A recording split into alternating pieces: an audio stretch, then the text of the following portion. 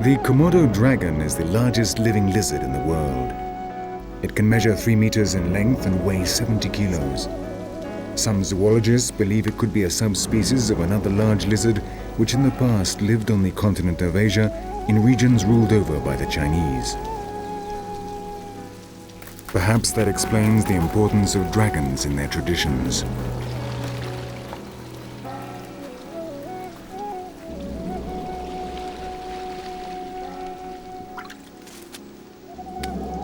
Its sight and hearing are not very well developed. To hunt, it relies on smell.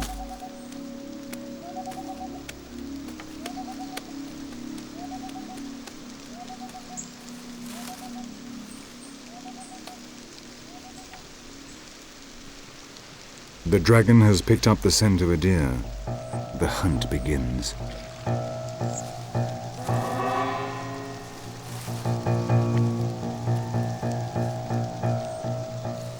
Every time it puts out its tongue, the particles carried in the air are trapped on its 2 tips.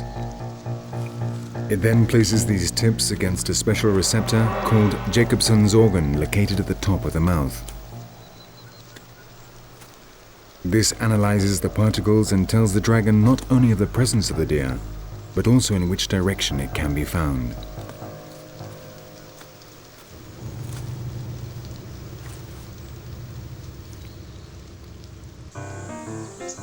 The deer also has a good sense of smell, and the change in the wind direction alerts it of the presence of the predator.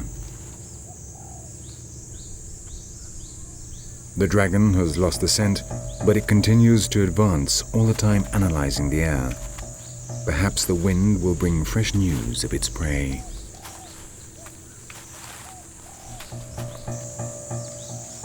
The deer is now beyond its reach, but the lizard does not give up. There are many animals in the jungle, and at any time he may perceive the smell of another potential prey. Little does he suspect that there is one directly above him, watching in silence. This one, a very close relative.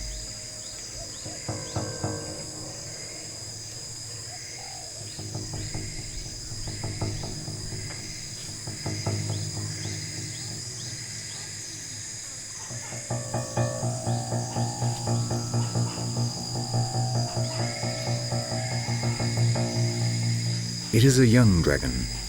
Such is the voracity of these animals that the adults do not hesitate to attack the young of the species. To avoid being detected, these cover themselves in faeces to disguise their natural smell and climb up into the trees, where they will remain until the predator has moved off.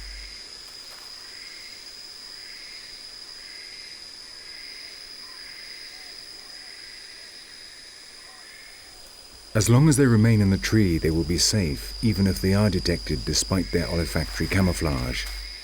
The adults are too heavy to climb up into the tree after them.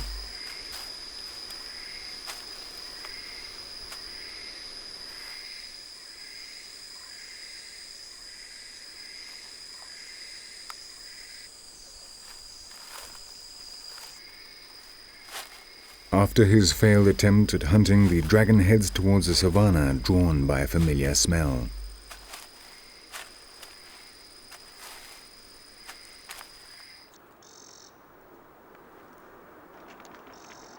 The open spaces are frequented by the large endemic herbivores, but also by the domestic cattle of the natives. Both find here pasture and shoots on which to feed.